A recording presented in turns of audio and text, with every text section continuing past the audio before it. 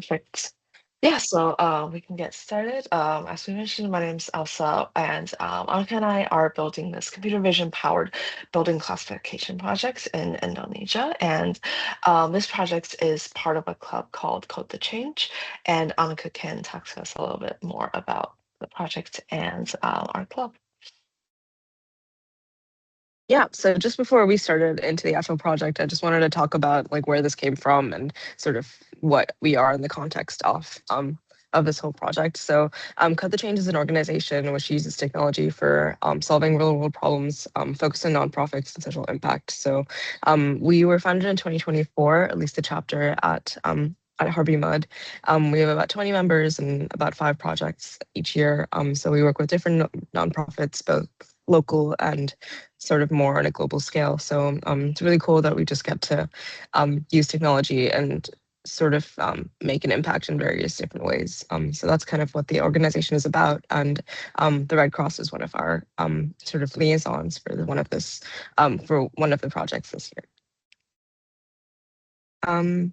Yeah, so this particular project focused on 3 aims. The first aim was to parse this data set of about 100K street level images using the Mapillary API, which is the way we communicate with the the way we query the images.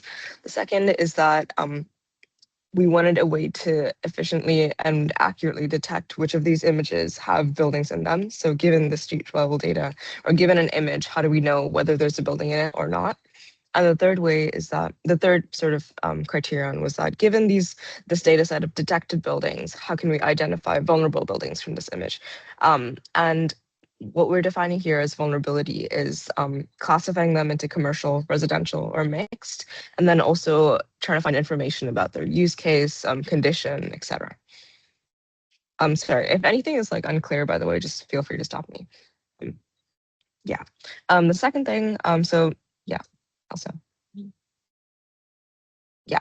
So this is just a little timeline about our key milestones and the way we approach this, because there's a lot of sort of research experimentation involved, because this isn't necessarily that it has been done in a widespread sense before.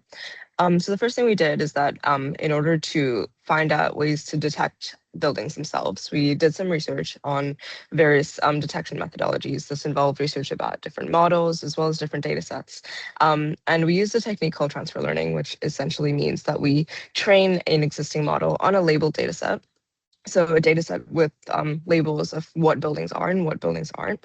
And we train this model, and then we apply that same trained model onto our unlabeled data set, which is the data set we have from Mapillary, which is just an unlabeled here in this context just means that we don't necessarily have prior information of whether the data set has, like, a certain image has buildings or not. So we did that. And then in order to do vulnerability detection, we also did the same thing where we went back and researched prior work in the area.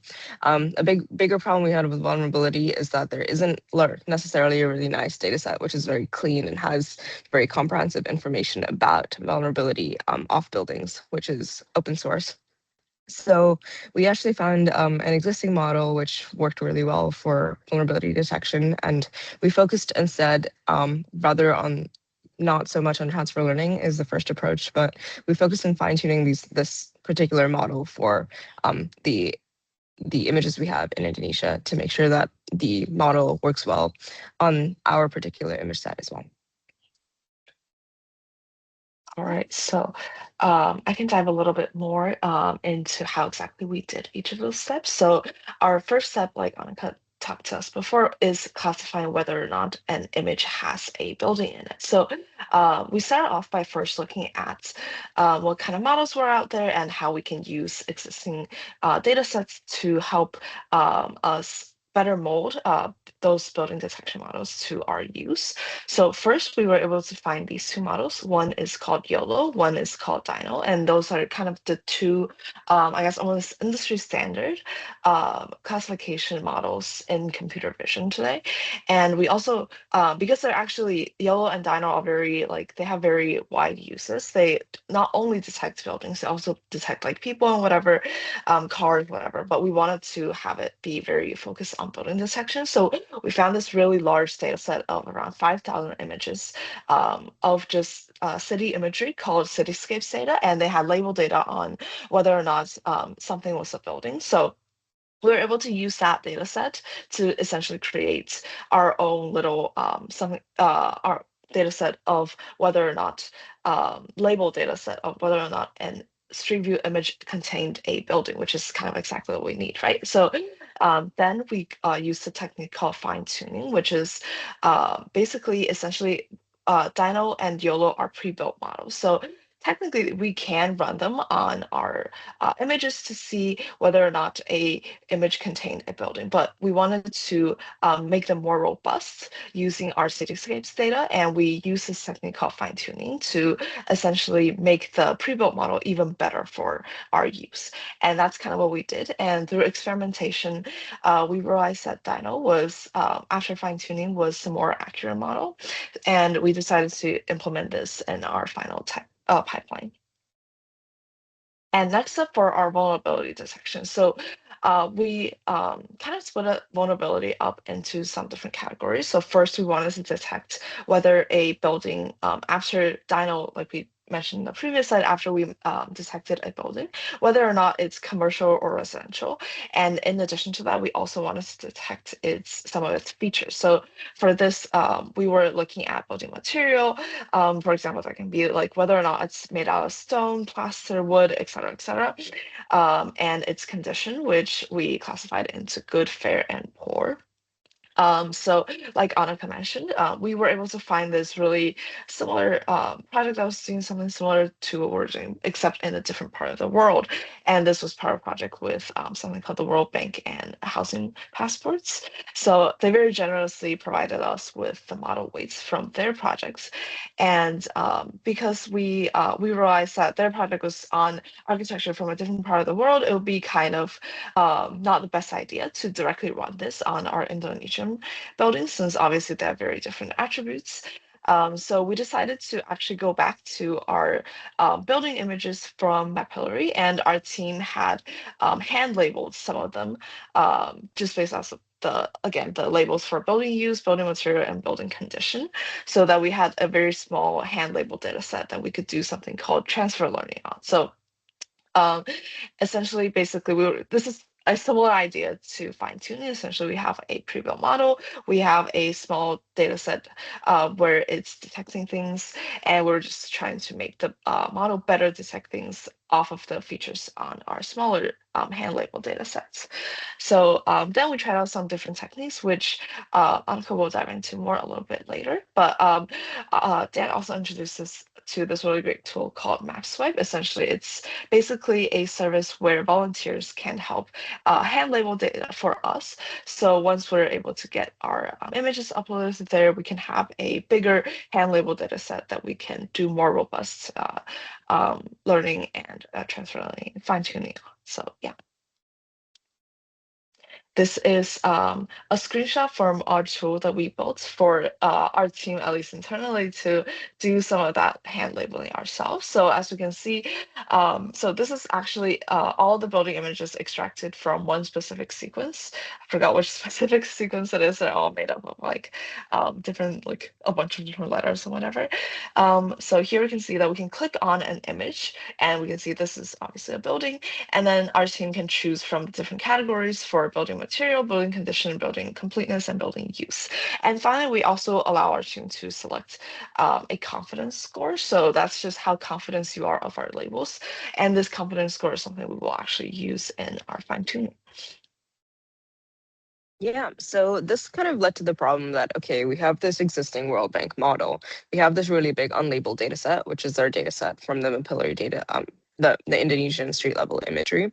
How can we improve the performance? Because we have a very small subset of that data, which is about 50 to 80 images, which are hand labeled by our team members.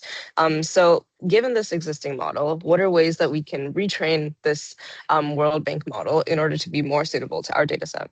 And this is again where we get to go back and do a lot of research, see what's really being done in the industry and in research within this space. And something we settled in was uncertainty guided adaptation, which essentially means that we use the confidence of a specific classified image as a pseudo label to downweight or upweight certain images over another.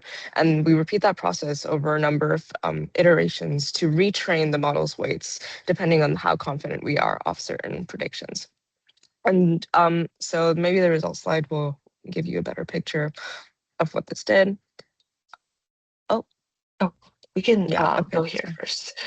Yeah, Yeah. so these were some of our comparisons from our the World Bank model without any of our fine tuning, which is the image on the right. We called it original, and our fine-tuned model after using our weighted linear uncertainty guided technique. So before we dive into the graph, I just wanted to make sure we're on the same page about like the metrics. So we usually in computer vision we or in machine learning generally, we use these different metrics to understand how well a model is doing. So I've uh, kind of like introduce some of the big ones that we're using here. So accuracy is like proportion of correct projections out of total projections, precision, and they're all, I won't read off of each one of those, but basically, essentially, we're measuring how well the model can both accurately detect the ones that are of the correct use/condition, which is the two that we're focusing on, two labels that we're focusing on here, and accurately detect the ones that are not. So from here, we can see that our fine-tuned model was actually like performing much better than our original model. So we really focus especially on the weighted F1 score, which gave us a better look into how well the model was performing across all of the different categories, even if some of our categories are have less building images than others. So for example, we have less commercial buildings than residential buildings, but we're weighing it so such that both have the same kind of impact. So we can see that both have around a 70% score across all different categories for our fine-tuned model. So we decided to go with our fine-tuned model for this one. Yeah, and then Annika can talk to us a little bit more about our overall results from the entire project. Yeah. So I guess sort of this is not really a result slide, but it's more like a conclusions and takeaway slide. But I think the first thing we sort of learned and because a big part of like this project was to sort of get us ourselves exposed to various different types of technologies as well. So we learned to work with really big, messy data. So first thing we had to do was extract all this data from Mapillary, put it on a server, and learn how to communicate with that whole interface. We learned how to fine tune different models and make design decisions and accuracy metrics. So within each of these fine tuning models, there's different hyperparameters that we have to sort of optimize or not optimize for. And making those choices was a very sort of conversational decision. And the last thing is we learned about different pipelines and technologies which are more suitable for computer vision research and workflows. So yeah, overall, I think it was a really fun experience and we definitely learned a lot. And I think we're really grateful to the entire Red Cross team for giving us all this data and letting us have some fun and play with it, and also hopefully making a little bit of an impact in the way. But thank you so much. And if you have any questions, we'd be happy to answer them. Thank you. That was really interesting. I think I'll kick off the questions just to avoid that usual wait as people come up with something. If you had another 6 to 12 months to work on the project, what would you prioritize next to work on? I think definitely. I think first we would probably actually get more hand label data. So I think that was one of our biggest challenges throughout like the entire project was just not having like a good hand label data set. So I think first we would prioritize like somehow getting to that probably through the map swipe community. And because we realized in our fine tuning for the vulnerability detection, that was actually having some, even like a very small subset of hand label data. I believe we only had like around 100-ish hand label data. That was just something that can really help set us off for the like the actual fine tuning steps. So I think that's one of the biggest biggest things that we would do first. Yeah, I agree. I think like even when we were doing the fine tuning, we initially had about 50 hand label data, and then we did a little bit more up to 100, and that made a huge impact. So hand label data is definitely a precious commodity. So I think having that gives you a lot more scope in terms of the models and the resources that you can use. So that's one thing. The other thing is it also depends on like sort of the accuracy threshold that we're looking for. There's definitely ways that we can improve the 70% to maybe a 75 or an 80. And I think there's definitely ways we can optimize that fine-tuning processes a little bit. We started a little bit towards the end of our semester, so I think we stuck with a sort of more standard approach, but there's definitely more experimentation we could do there. And then I know you mentioned sort of actually connecting it to a sort of geographic location through the API. So I think that would be a natural next step.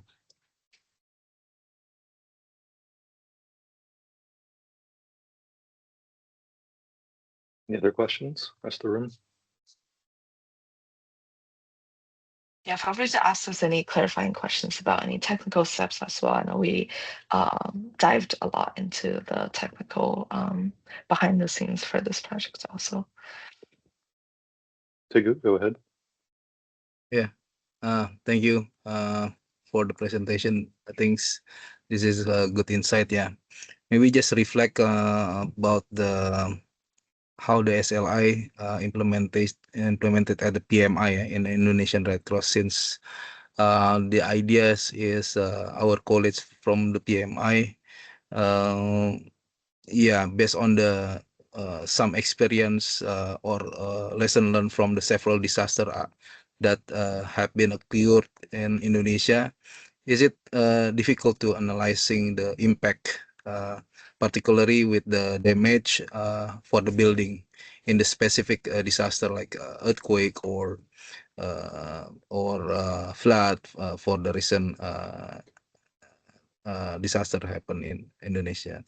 Yeah, PMI is keen to how to utilize the SLI to at least to calculate the damage during the disaster itself. So yeah, I don't know in the future how this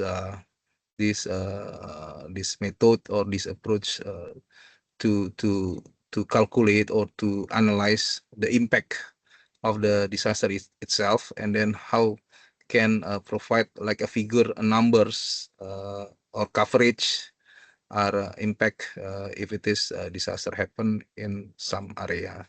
Yeah, this is just only reflect based on our discussion with the PMI colleagues, which is hopefully this SLI in the future can easily to support works of Red Cross, especially on how to identify the impact when disaster happen in some area. Yeah, I think that's yes. Yeah, I can take this. So I think within my sub team, we're looking kind of specifically at the beginning, like how can like what are some building attributes that's more vulnerable to like earthquakes? And we realized that because we're all computer science students, we didn't really have the architecture background necessary to answer this question. So we kind of actually reached out to some people that were more architecture focused than us. So through that, we kind of learned about like different building shapes that kind of were more vulnerable to earthquakes, like different attributes of a building that make it more vulnerable. So I think maybe if we had like again, the issue is like we don't really have label data for training a machine learning model on this. So I think if we did have that data, we could probably potentially create a model that looks at a building and tells us whether or not it's vulnerable to earthquakes by detecting like specific features about it. So I think that would be a way that I can foresee like connecting the results from our projects to what you were talking about with the PMI. Yeah. The other thing is that I think we tried to, when building this pipeline, we tried to make it as agnostic to the actual data set as possible. So you can try and apply it to various different data sets. So overall, it's structured in sort of a pipeline kind of approach. So obviously, there's different things that you might need to do for different data sets. So if you went out and collected more data during the time of an earthquake, there's probably different fine-tuning methodologies you would have to do. But I think overall, the like vulnerability detection part of this pipeline would give you at least a baseline idea of what impact looks like. Yeah.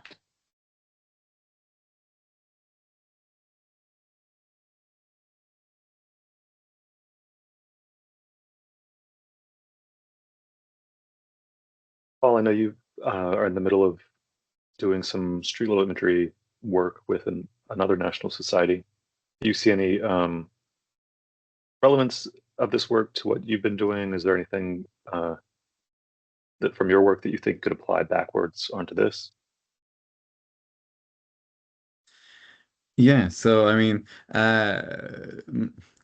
was gonna say like or ask a question around replicability to different countries and contexts, but I think your previous answer around kind of buildings essentially kind of answered that anyway. But one of the one thing which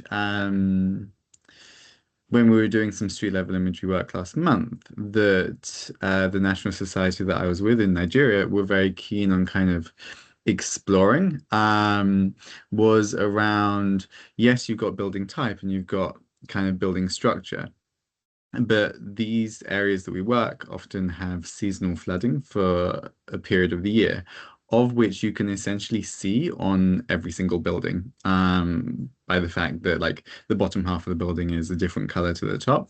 And so they were thinking about, could there be a way to essentially use this imagery to kind of estimate potential number of buildings which are impacted by a flood. So those were some discussions that we had a couple of weeks back. But yeah, I'm kind of keen to hear your thoughts on not only looking at just say a static image of this is a certain building, but if there were features such as two different colors on the building representing where there has been flooding or not. Yeah, I'm keen to hear your thoughts on that, and kind of using this workflow as well. Yeah, in that. Hopefully that made sense.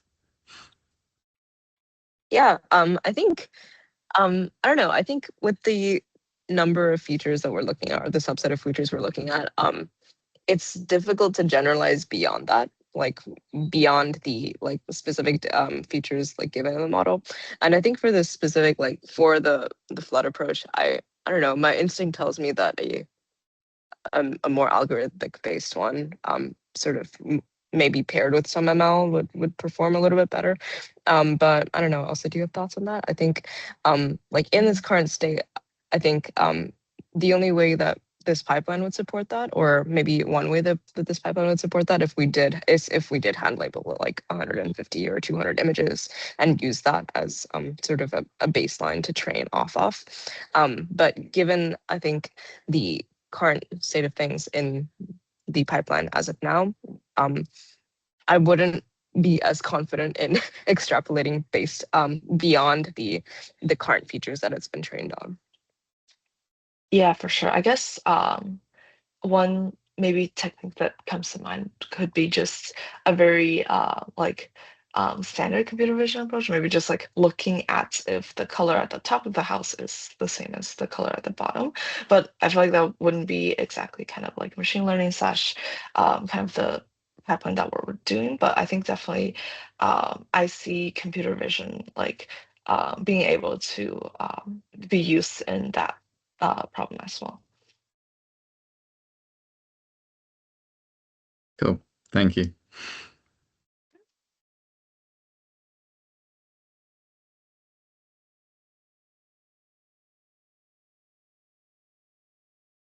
Any additional questions? Thirstia, go ahead.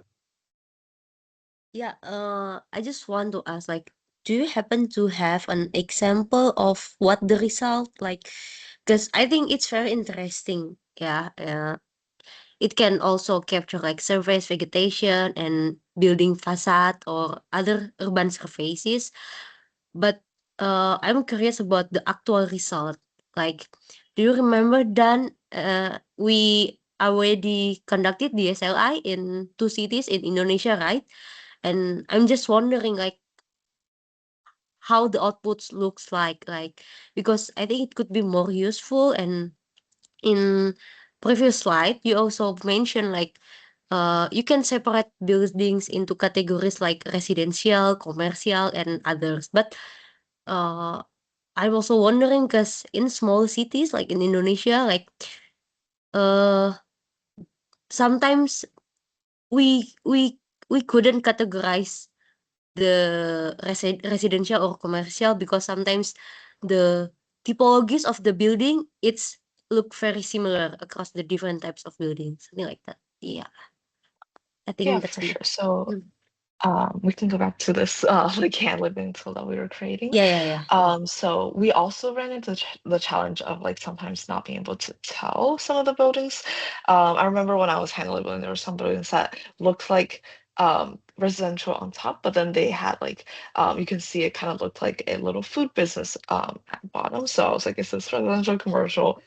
So in our building use, we actually also have a category called mixed, and also non-residential. So if something doesn't fall really strongly into the residential or commercial area, we also have other results to fall back upon. So our final outputs of this model is actually like in a really large file type called a JSON file, which I'll share with Dan a little bit later. So that's actually just taking the image ID. So here, for example, it's the 1000787 for et cetera, and classifying it into its good, fair, poor label and its building use labels. So that's kind of what our results look like. I feel like it's not, it's also still on our server as of right now. So it's sadly not that easy to visualize. But at least as part of your building use question, we also ran into that challenge while labeling ourselves. So coming up, at least using the different building labels that we had was a helpful way to kind of still being able to hand label a small subset while getting around that problem with like a building could be multiple uses or we're not really sure what it's used for. Yeah, and I think just to add to that, I think within commercial and residential, I think one telltale we had was that, oh, if there's like a shop sign or something, that would count as a commercial thing.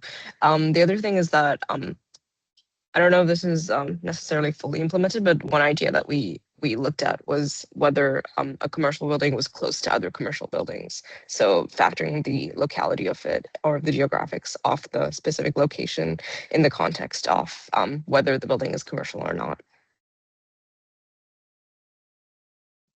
Yeah, in our previous street level imagery work, we had looked at just urban vegetation.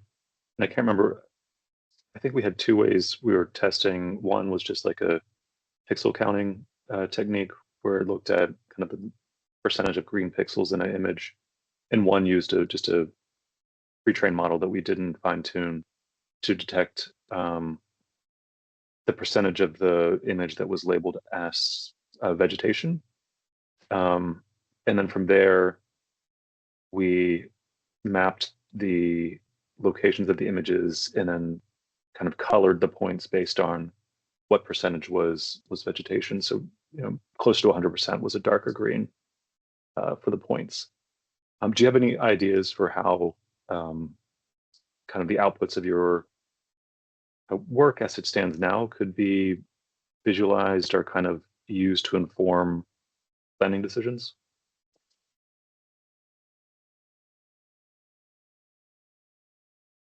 Yeah, I mean, I think my sort of interpretation of the impact of this was that you having a clear representation of what kind of buildings are commercial and residential would give you a geographic sense of like which areas are more vulnerable than the other.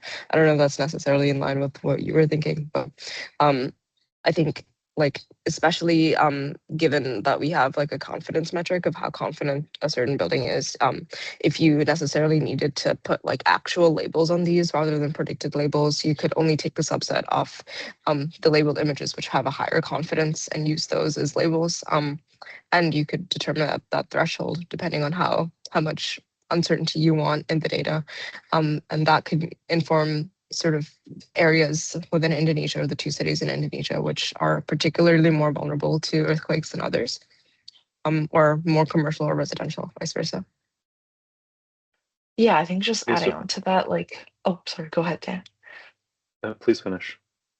Oh, I was just gonna say, we can maybe do like, also for the building condition, since we have all of the image IDs and like their latitude, longitude, information. Maybe we can see if there's like areas of Mandan where it's like specifically there's a lot more poor buildings or a lot more fair buildings rather than good buildings. So maybe that's also something that can be help us visualize our results. Yes, Aristia, same as we used higher percentage of vegetation as being a proxy for kind of areas that are probably cooler and less vulnerable to the urban heat effect. In this, as it stands now, if you found areas that had a higher percentage of buildings labeled as being constructed out of wood, those might be areas that are potentially at higher risk of, large fires that spread easily between structures. And Anika, also, were you saying earlier that like if we wanted to add an additional attribute to kind of the 1, 2, 3, 4 that are currently being detected, that's pretty easy within the current pipeline, or as long as you have as long as you create the labeled data to begin the fine tuning?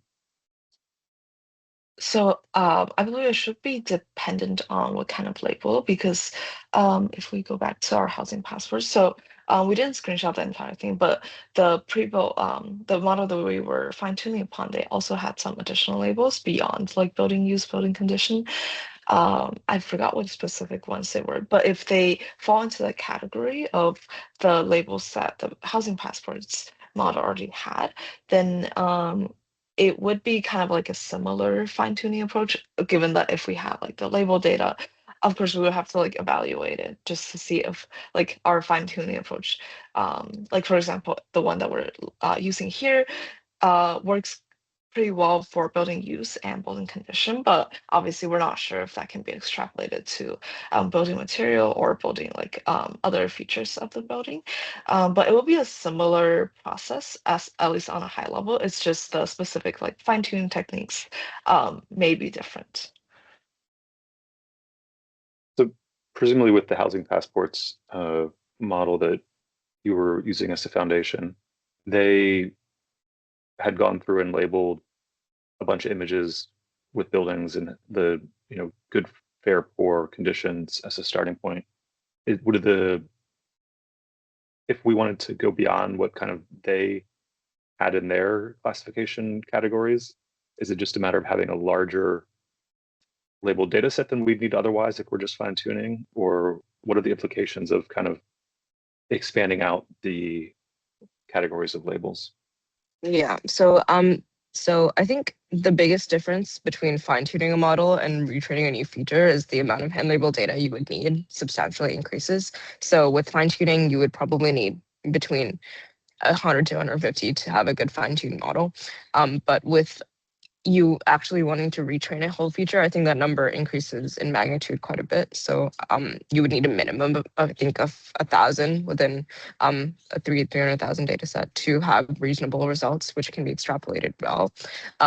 So that's really just the limitation. If you have more label data, adding another feature is less of a is not as much of a extrapolation. But I think if you only had about even on 100, 500, under 500 images, I wouldn't try and extrapolate that to the entire data set. Thank you.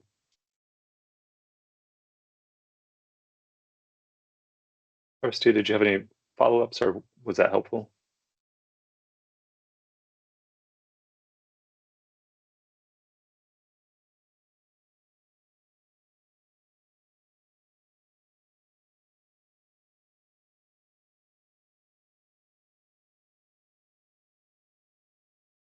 We still have a few minutes left in our scheduled time. Any additional questions from the group?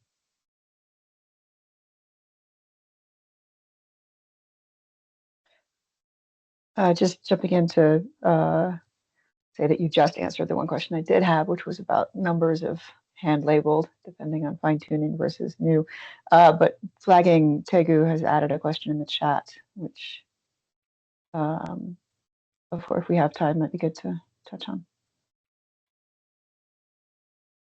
Yeah, I just a brief reflect about the condition. Sometimes, for example, like when we doing like a risk assessment at the field, sometimes when we categorize the typical of the houses or building is like permanent or semi-permanent. It is because of the, I think you already mentioned previously, like how to relate it with the building materials. Like for the wall, it is from the brick or from the wood, something like that. So that's yeah, because the typical of the building and in Indonesia actually is different,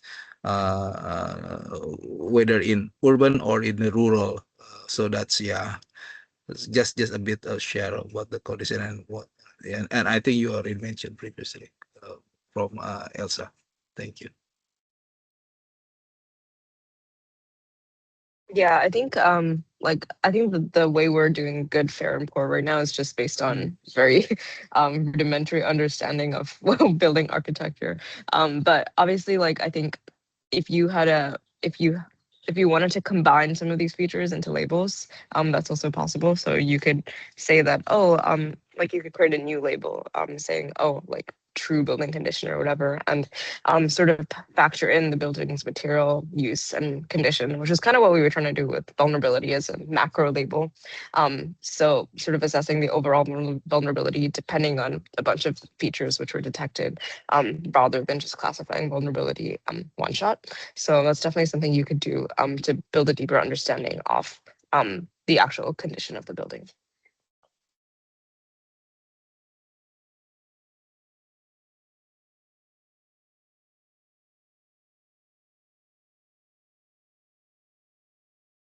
Great. Thank you, everyone. Anika, Elsa, thank you so much for spending the past year working on this, and appreciate you taking the time, waking up early today to present out your findings. You've noted to me that you'll be kind of finishing documenting your workflows and your findings, and so that will be available to anyone who's interested in kind of reading in more detail about their work. And if anybody wants to continue working on building on top of their work, which we certainly hope to do, all of that documentation will be available. So again, thank you so much. Really appreciate it. I'll be reaching out about kind of just a quick final debrief about the overall process. And hopefully we can work with Code the Change again in the future. Yeah, thank you so much for the opportunity, and thank you, Dan, for being such an awesome liaison. And we really just had a lot of fun and learned a lot in the process. Thank you. Yeah, sure. Cheers, Thank you, everyone. everyone, for Enjoy also your It's nice to meet everyone. Thank you, Sharma. Thank you. Thank you, Bye. everyone.